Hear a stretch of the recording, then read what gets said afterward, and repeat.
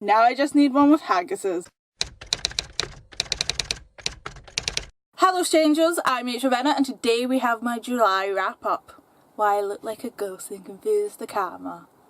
This month I read 7 books and started like 2 other ones.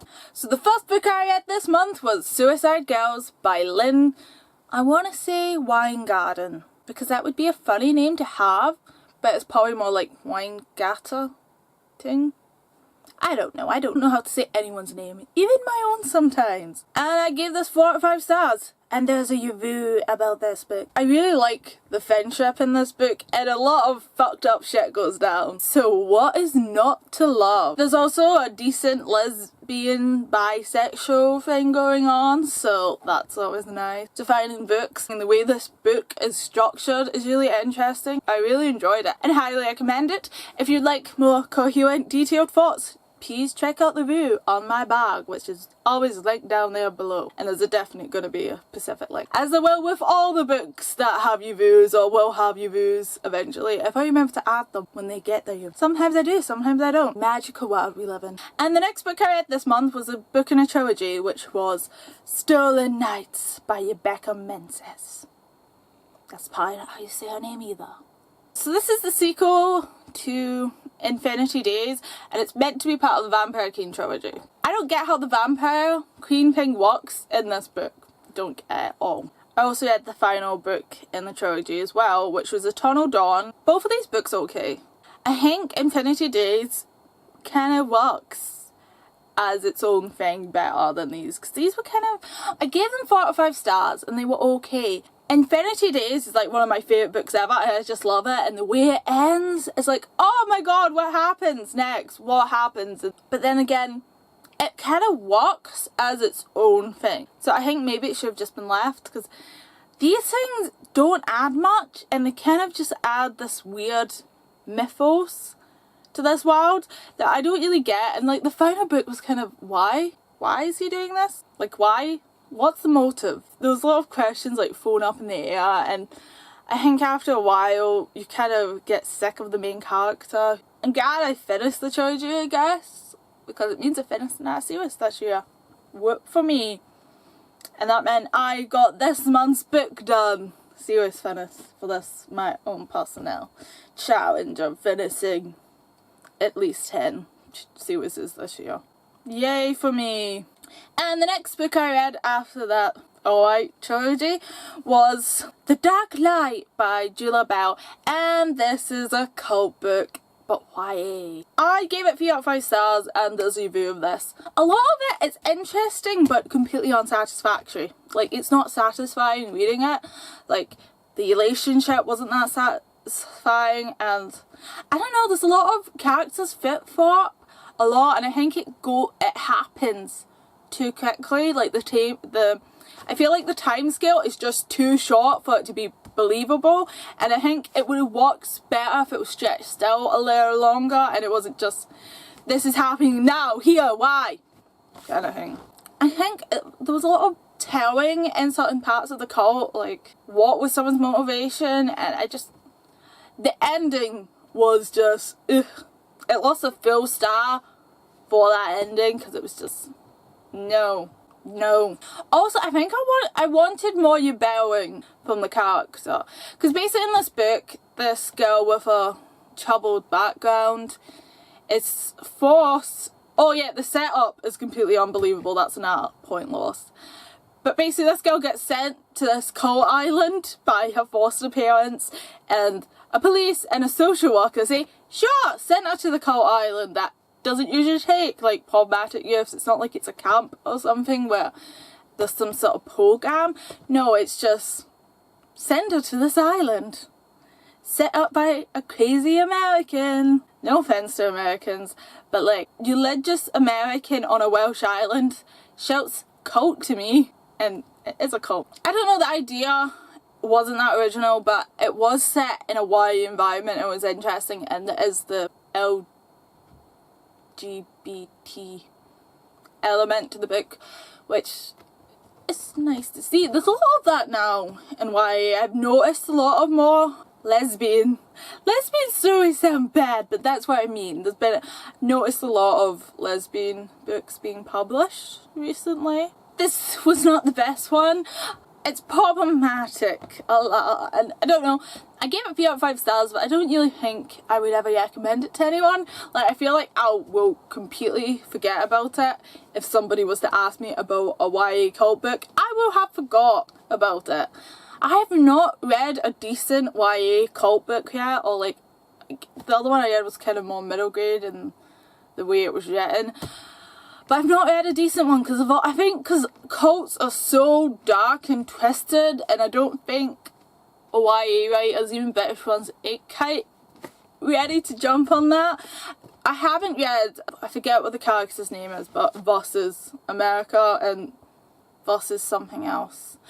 You probably know who I mean if I think I'll put the book here. I haven't read that yet, and I know that's meant to be really good, and that does feature a cult, so I will read that and see.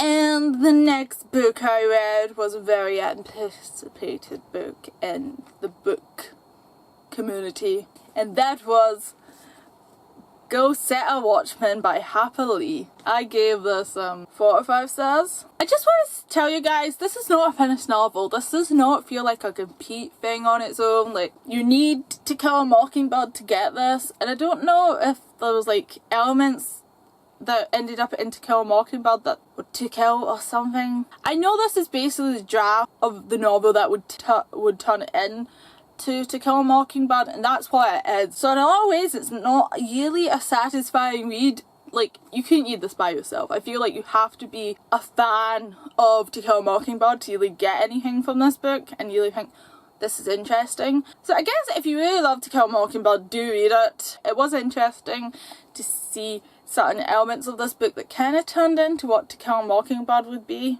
I gave it 4 out of 5 stars. Also did a live show, read-along of this book. If you want my step-by-step analysis of this book, that exists on the internet, and I will link it down below.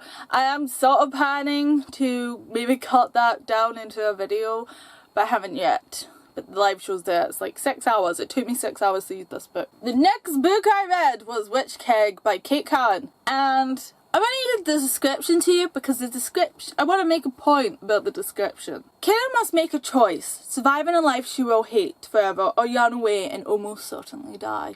Death is a risk she's willing to take, but there's more to it than that. Soon Cann will find herself fighting for the very enemy she was trying to escape. This is a dystopia.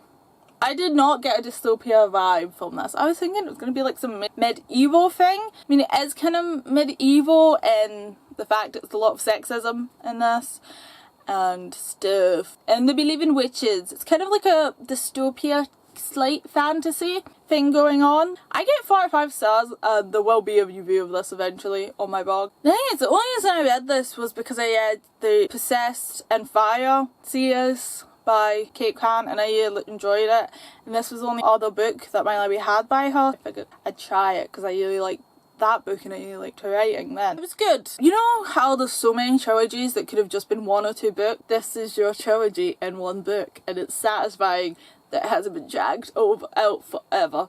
But there's like clear points in this book. Well, that had been the end of the first book, that would have been the end of the second, and that would have been the end, well, obviously the end of the third book because it's a trilogy. Possibly. The second book would have dragged out a bit and you were so unimpressed by that. So I'm glad it's just 1 book and it works, so you like it. Would recommend. And the final book I finished reading this month was Every Day by David Levithan, which is an interesting book that you probably had a lot of, especially since the sequel's coming out, or has came out now. But there's a sequel recently released. So this book is about A, who jumps into a different body every day, but then A jumps into the body of this guy who's a jackass to his girlfriend, and he falls in love with his girlfriend and decides that, you know what, I want to know this person more. So that becomes A's mission. It really reminds me of like Quantum Leap, and I did kind of like think, what is worse? There being a leap home or there never being a home to leap to in the first place? And I think A's situation is probably worse. I say that in the review that's coming next Wednesday, this Wednesday. But it's like, both are terrible. Both are terrible. I gave the book 5 out of 5 stars because the idea was just really cool and the execution of it's really done well. I mean, it's 5 out of 5 stars, but it's not a favourite. I know it's weird, I give books 5 out of 5 stars, but it doesn't mean they're a favourite. I have a weird system. It's a 5 out of 5 stars because I did enjoy it, but like when I actually think about it, I feel like A and Yana's relationship isn't that great. Like, I don't feel like this deep burning love and connection with them. They kind of feel bland. Basically all they have is they're good people. And I guess that's all we really have in life unless you're a terrible person. No, it felt bland in the affection, but maybe that's just me overthinking it. I've got to say, I love the different elements and things that were dealt with this book because there's like great LGBTQA+ stuff that goes on, and we get most of those letters are covered in this book with all the different people that A jumps into, and also it deals with kind of like mental health, how that feels, like showing how much of that comes from the body and not necessarily the mind, which was really interesting for Levithan to tackle. I've met David Levithan, but I still think it's weird to call writers by their first names. I know everyone else does it, but I think it's weird. And I am currently reading the sequel, and that's one of the books I started this month, which is called Another Day, I believe. And this time it's by John Green. Kidding, it's by David Levithan. Of course it's by David Levithan. That'd be really weird if it was by another writer. I don't know how I'm feeling about the sequel. I've only read like the first day so far. I'm not sure whether it's the best idea or not, but I think it probably will be kind of interesting to read from the point of view of someone having to deal with A. Like, how do you comprehend that somebody tells you, oh yeah, I'm the same person, and I've just like jumped into a different person's body. Hi! So it will be interesting maybe to see Anna's kind of processing of A's life. And the other book that I started reading this month and have yet to finish is A Royal Wedding by Meg Cabot. So far, not loving it. But I'm not that far into it. Like, I kind of picked it up when I didn't have anything with me but my phone to read off, so I just like, oh, I'll read this right now because I've got nothing else to read, even though it's not the book I should read next, but I don't have the book I should read next. You know what I mean? I also listened to more of her Dark Curiosity by Meg Shepherd, which is the sequel to A Mandarin's Daughter. Not a lot, just like an hour of it. Still really enjoying it. Don't have a copy of the next book, so kind of just letting that drag out because I think I'm going to want the next book straight away. I don't love every element of it so far, but you know, it's still really good. So that's all the books that I read or read parts of this month. But on to other wrappy stuff. Here's my TBR board. So I got my TBR owned books down to 496, which is okay considering other months. Good considering another month. I never bought any books at all this month, so that means I've got 50 days since I bought books as of today. I mean, it's usually 49, but I felt like leaving the 40 off to save having to out both letters next time again. And so I'm now on to 13 books from last year's TBR, which is something. And I got some writing done this month, so things are alright. And if, like I said, I finished a series this month, so that's good too.